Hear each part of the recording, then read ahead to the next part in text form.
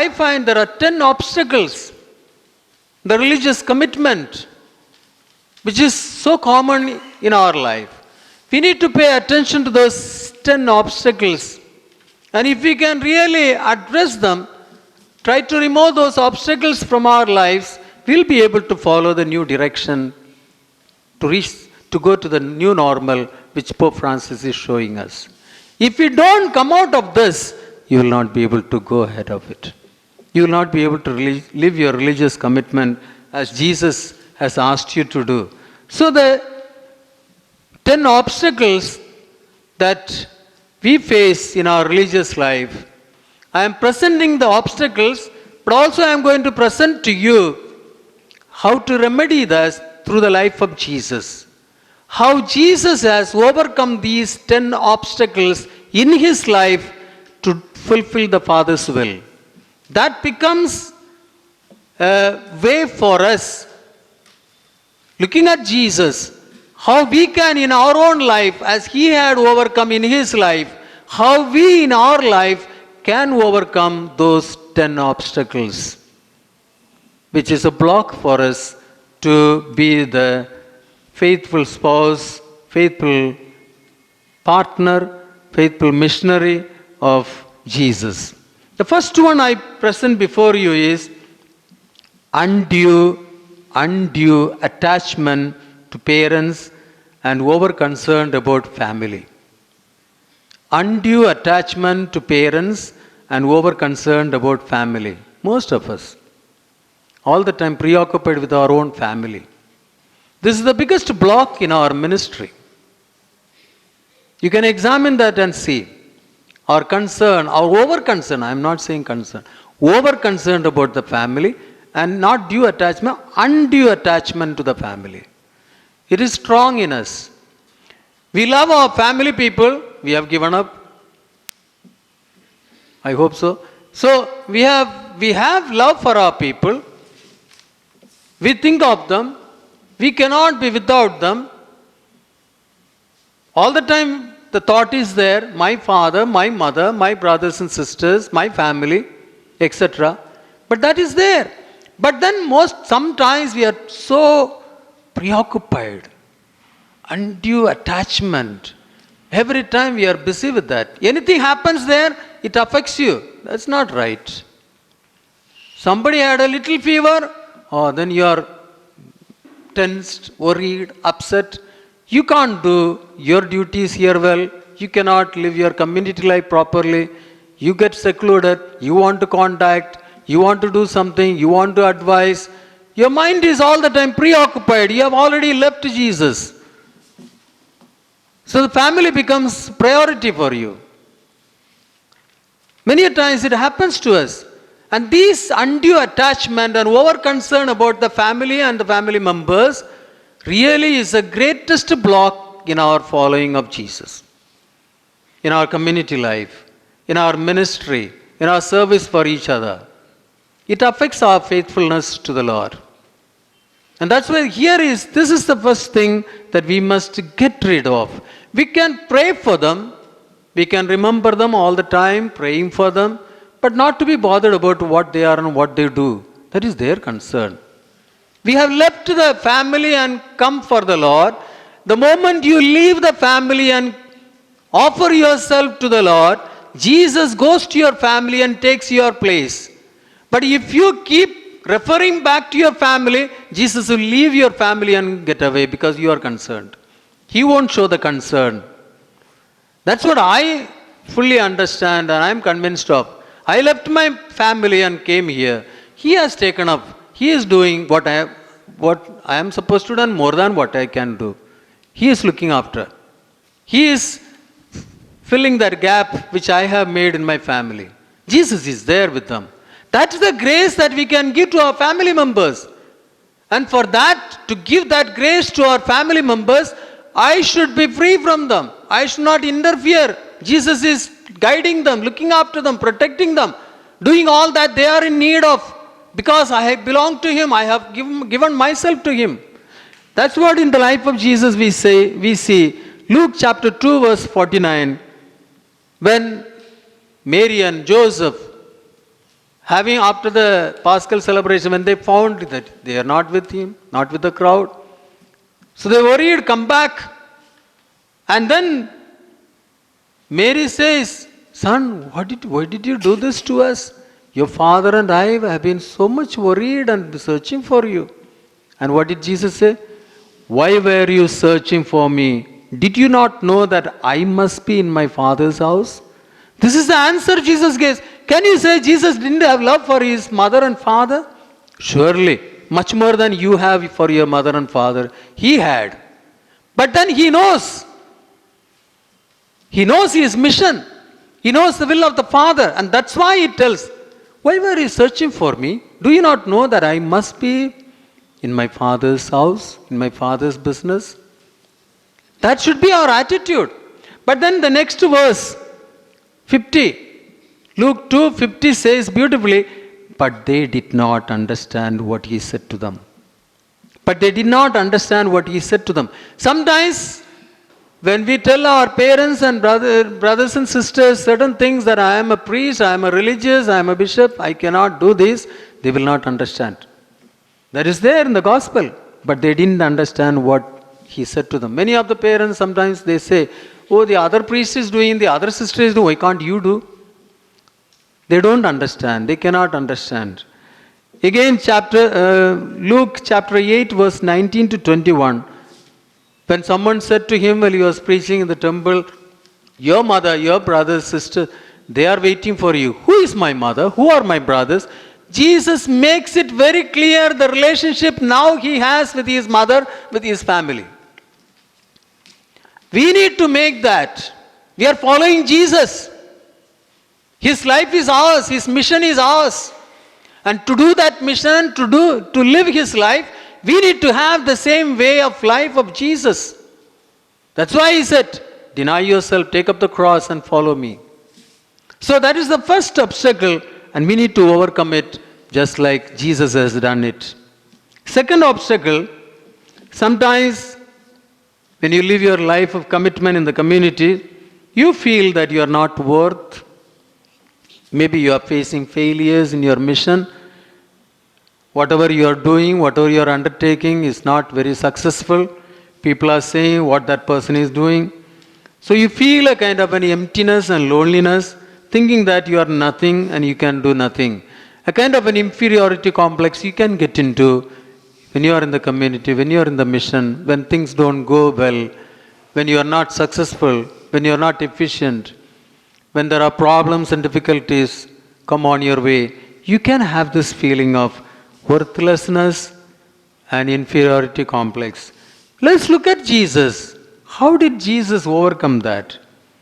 When he was about to begin the public ministry, he didn't know where to begin. He was wandering around. He was seen many times going around. That's what John to his disciples.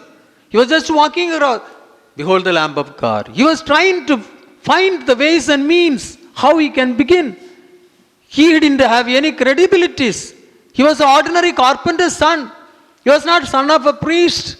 He was not son of a Pharisee or something, where he could get a place in the society, where he would be accepted. No, he was an ordinary carpenter's son. How the people are going to accept him? That was his biggest problem in the ministry. And so he was feeling, I am nothing. And that's the time he realizes the Spirit of the Lord. He starts identifying himself with the sinners in the line to be baptized by John the Baptist. When John says, how can this be? He says, let this be. That's what Jesus was doing. He was always identifying himself. Jesus, full of the Holy Spirit, returned from Jordan and was led by the Spirit. That nothingness goes away. Thinking oneself as worthless, inferior, good for nothing, that will go away when I am filled with the Spirit. Jesus, for him it was that. So you must be filled with the Spirit. You must look for the Spirit, the Holy Spirit. Then Jesus, filled with the power of the Spirit, returned to Galilee, and the report spread through all the surrounding country. Then the report goes around, not before. when he was filled with the Spirit. So what we need when we go through that type of a struggle in our life, in the religious life, in the priest life, we need to look for the Spirit. For the Spirit to get filled. That is our strength. And that's what Jesus, we find in Jesus. And then he would testify, the Spirit of the Lord is upon me. Luke chapter 4 verse 18. The Spirit of the Lord is upon me. He has anointed me. That is my power. That is my strength.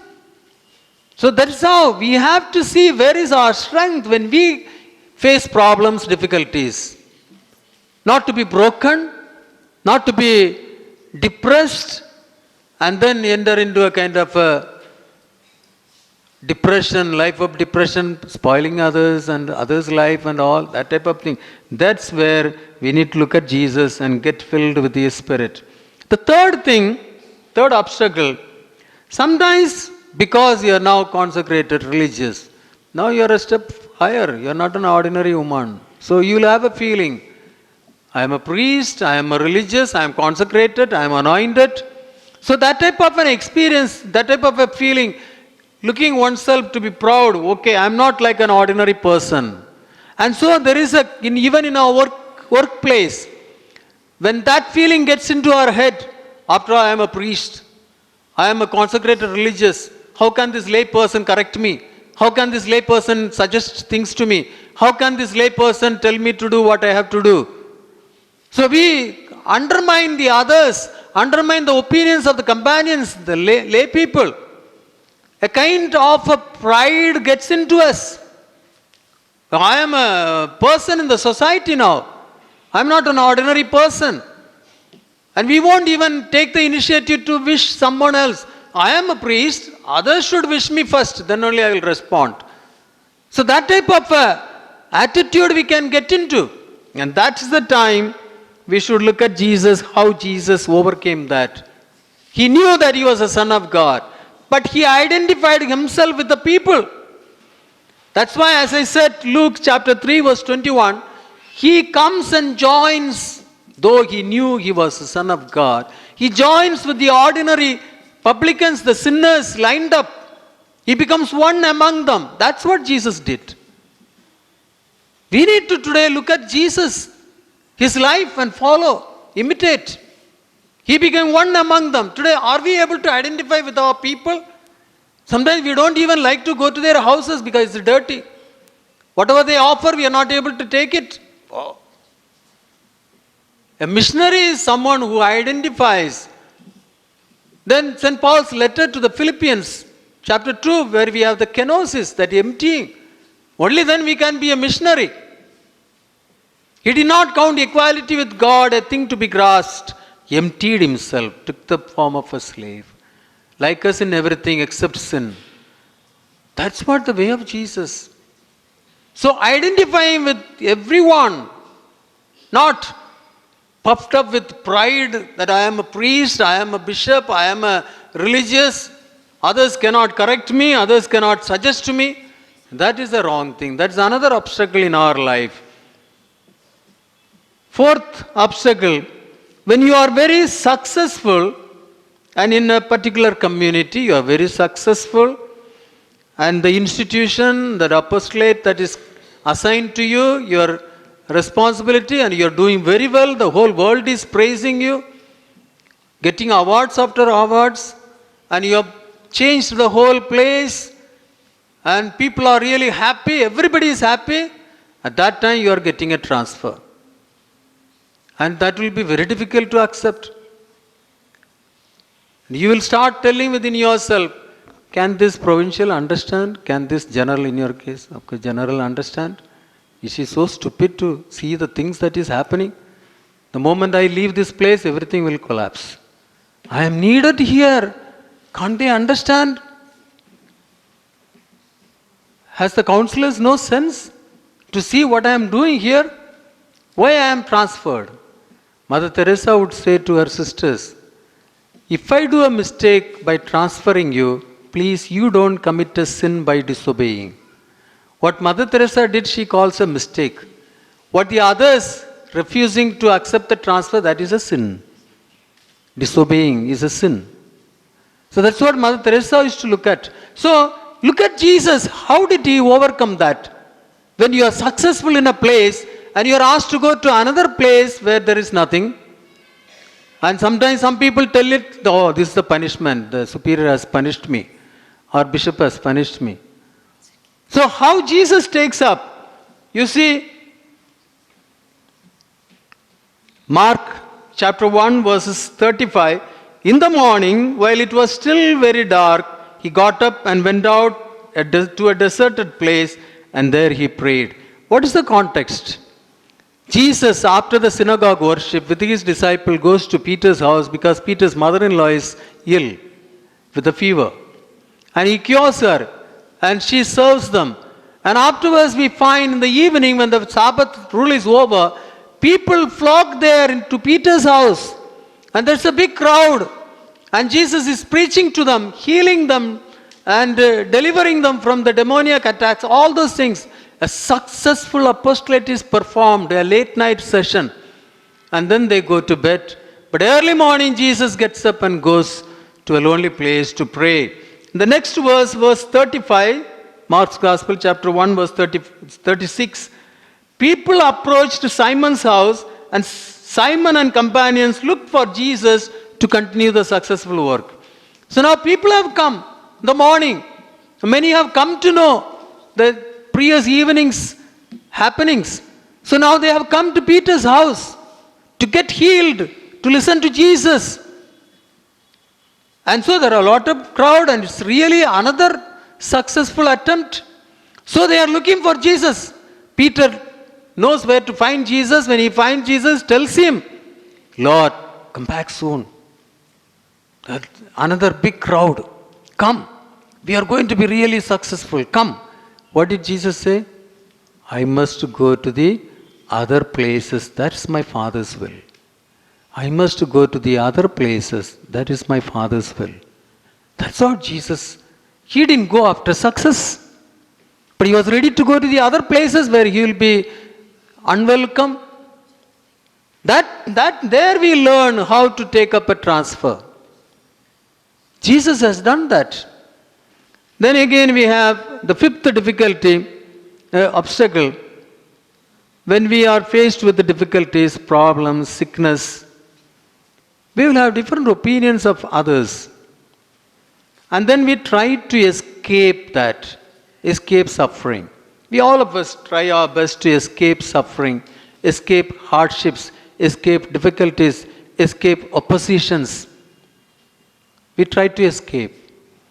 And that's why many of us, our companions will give wonderful advices. That's all worldly opinions. Escaping suffering, escaping risks in our life. And as a result, we become maintenance church. Maintenance attitude. The greatest danger, the greatest block for the church to grow is maintenance attitude. Today, in the large extent, we have become that. The bishops, priests, religious, today we are just maintaining the church. Say mass and do little visit and finished. Offer the Holy Eucharist in the morning. Now many religious are becoming, with all this online business, they don't even want to go for mass. Online में जब free हो जाते हैं उस समय देखेंगे, अभी हम फ्री नहीं है. So that online has created a lot of havoc also. Though it is a blessing in one way, but in another way it has created a big havoc. We have to, that real celebration, the physical presence to celebrate the Holy Eucharist, that's very important. It's not sufficient for us to just see online and go to the tabernacle, take a host and put it in, then you are busy business. That is not. Today it has become a practice in many places. So in a way, now I come to that, escaping sufferings. We want to escape always. We want to be comfortable. We want to be secure. We look for secure places. We don't take up any place which is involved with difficulties. A particular locality, people are very bad. We won't go and open our house there. Okay, we want to be secure, we want to be safe. But that's not the life of Jesus. Look at Jesus. When he asked, who do the people say, who do you say? Peter said, you are the Christ, the Son of the living God. He said, it's not flesh and blood, it is my Father who has revealed this to you. It's the heavenly information. And he praised him for it. And realizing that he knows me at least now, that I am the Christ, the Son of the living God, Christ the anointed. Anointed to suffer, anointed to die. That's the real meaning of the life of Jesus. And so realizing that Peter will at least understand. He says, the Son of Man. He prophesies about his passion. The Son of Man will be handed over to the enemies. He has to suffer many things and die. And immediately Peter says, no, let this not happen to you. Peter is our companion.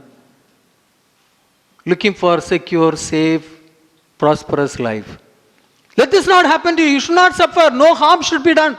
He tells it out of love for him. But Jesus says, get behind me, Satan. You're having the thoughts of man. You're having the thoughts of man. We are all carried away by the thoughts of man. We are all carried away by the opinion of people. Companions. Majority. The world. But the will of the Lord is something else. Are we ready for that risk? Are ready for that sacrifice? Are we ready to suffer? We are called to suffer. As priests, we are called to be victimhood. The essential aspect of a priest is to become a victim. Today, where is that victimhood? Today, where is that suffering in our lives? Suffering is the greatest means of evangelization.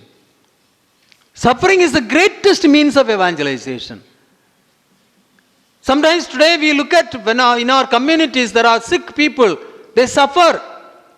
We say them, oh, they are all not real members. They are good for nothing. They cannot do anything. But they are much more missionaries than you, provided they suffer with a good heart. Acceptance, not kudukudake. So that's why today suffering is the greatest means which we don't realize. We are not ready to accept a little pain, a little inconvenience, a little misunderstanding, a little opposition. That is the means of the mission. Little flower, she took up all that. St. Francis Xavier, patrons of the missions. So this is what the greatest means of evangelization. And today we try to avoid that. Try to look for cozy and comfortable places, secure and safe places with all the facilities. So here where we are, this is the greatest obstacle in our life as a religious. Then the sixth obstacle, impurity. Purity is free from all attachments. Purity is not just free from sexual relationships. No. Purity has a wider space.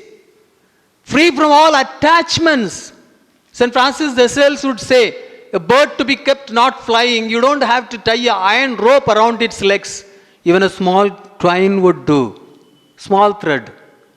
So a little attachment also will keep us away from the Lord, flying to Him. So purity of mind and heart. Purity is purity of mind and heart. You are taking the vows, evangelical counsels, chastity. It's the purity of mind and heart. My mind should be pure. My heart should be pure. So the purity has got a wider connotation. The temple, we are the temples of the Holy Spirit. By baptism, Jesus has to live in me. I am the dwelling of God. So I must be clean, I must be pure. If I am not pure, Jesus loves me so much, He doesn't want to despise me. So He still comes into my ugly, unworthy and stinking heart.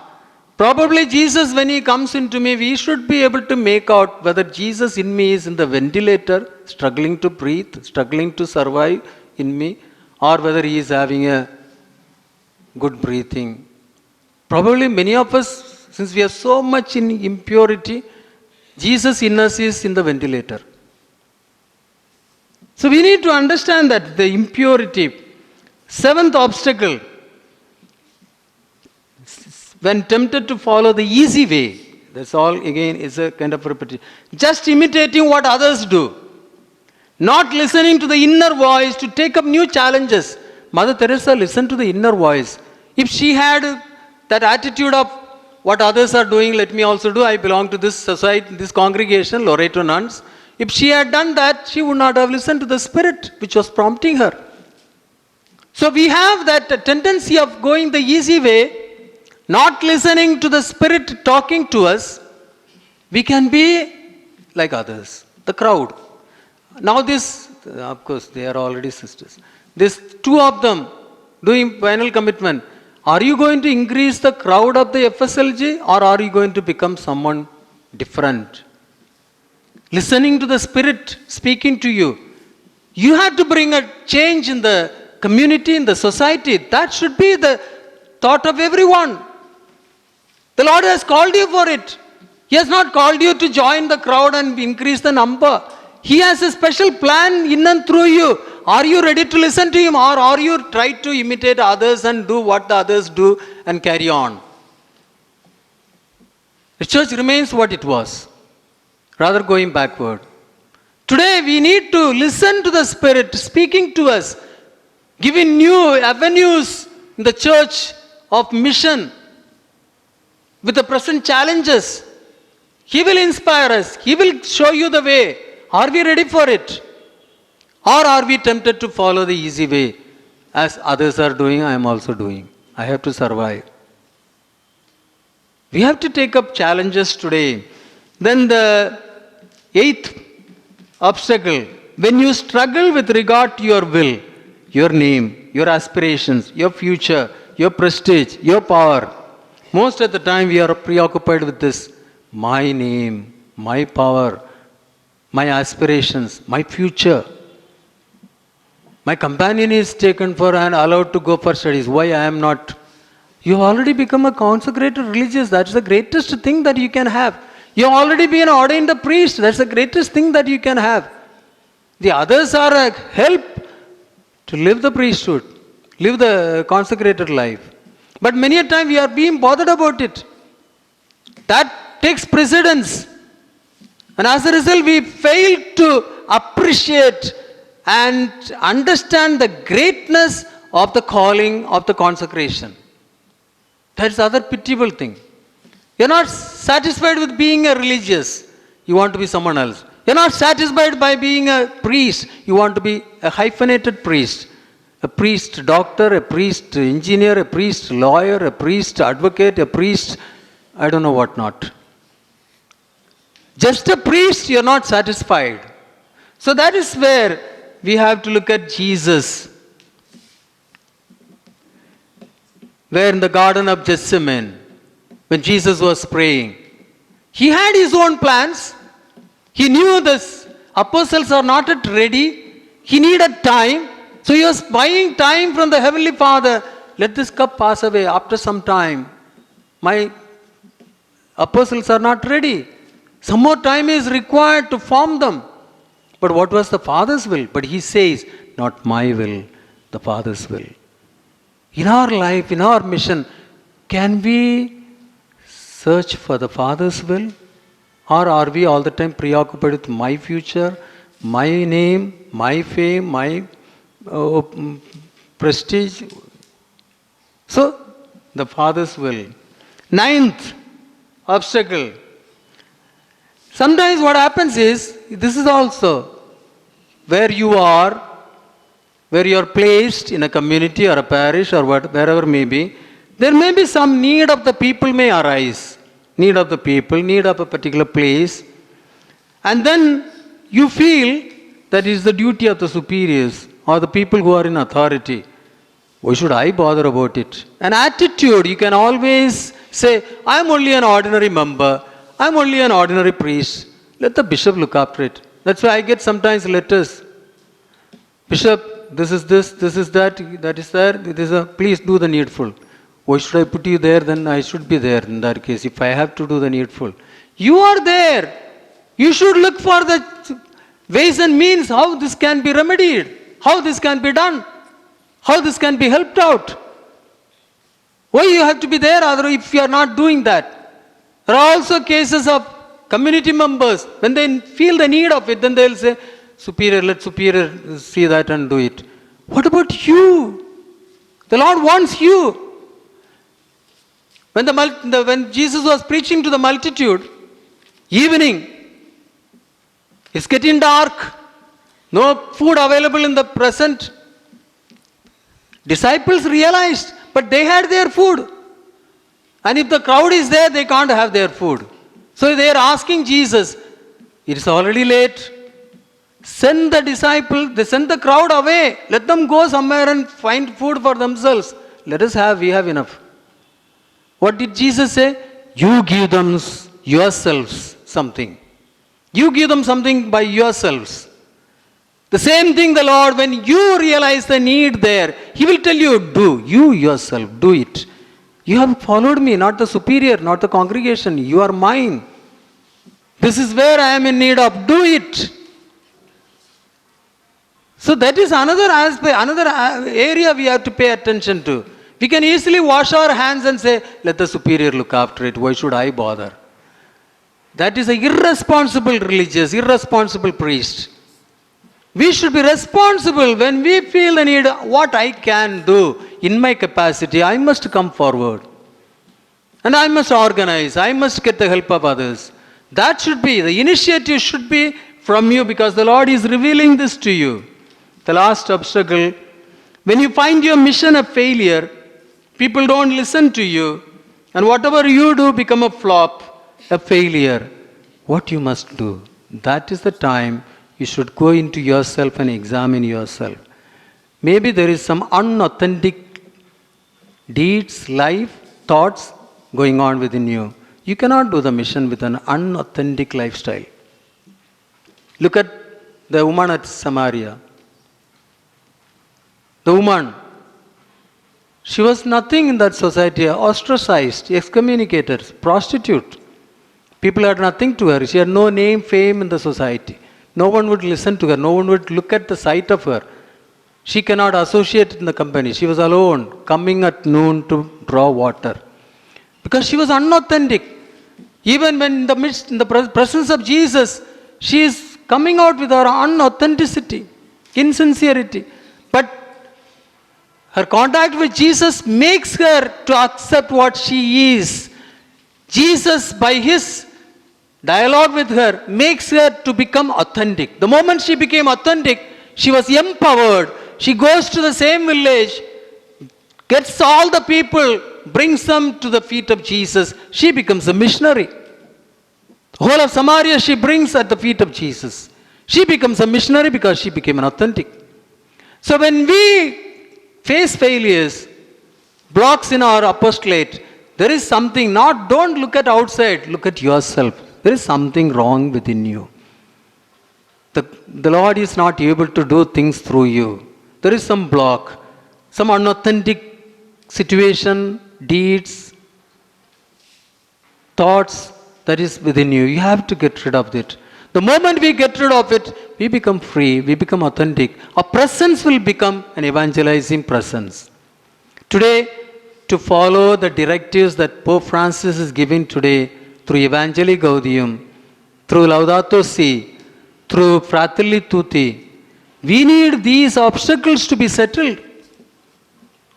And that's why once we get rid of these, then we will be able to listen to Him. It will become easy for us to follow the way that the Holy Father is proposing to enter into the new normal.